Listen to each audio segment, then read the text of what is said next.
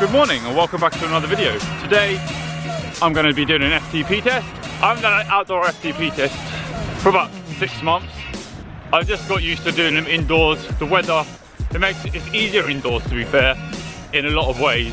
So indoors, even if you've got 1 or 2 fans, it's not going to be the same as having a consistent breeze on your body. At the moment it's 9 o'clock in the morning. Not the best time, everyone is going to work. But I just thought I'd come out, wake the legs up a little bit, go home, have breakfast, and then come back out a bit later, about 1 or 2 o'clock, when the traffic isn't as busy. So the weather's changed a bit since this morning. It's 1 o'clock now. The wind's changed direction, and I'm just off to the segment of road which I'm going to be doing the FTP test on. There's just so many things that can go wrong when you're doing an FTP test out on the road, and the problem with that is you can't really do another one without recovering properly for about 2-3 days. So because you want to do your best on it. This 20-minute effort is going to determine all my power zones for the next 6 weeks. I mean, no pressure. The road that I'm doing on, in Google it says it takes the average cyclist about 33 minutes. I looked at a car and it takes a car 14 minutes. So it should be roughly about 20 minutes. There is a roundabout in it. I'm just going to take the first exit, the easiest exit to get off, and hope that there's no cars. Hopefully it will turn out quite well.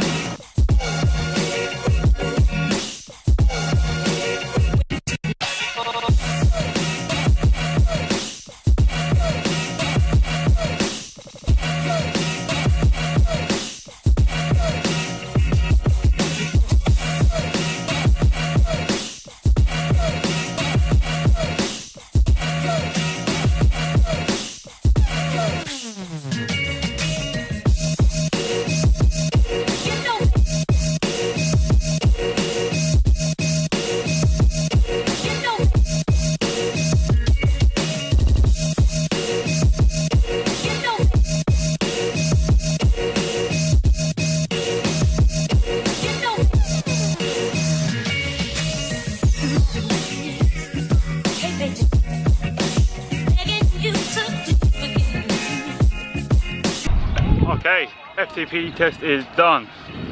Oh, the pain in your legs is real. I think I got to about 194 beats per minute on that, which is definitely lower than if I was doing it indoors. But also I ended up finishing going slightly downhill. I mean, that road there was just so up and down, but only by like 0.5 of a gradient. So yeah, what I just done was more realistic and does replicate the real world, but it is harder in terms of pain on your legs because you're always up and down, up and down. I found that went so quick compared to being on the indoor trainer.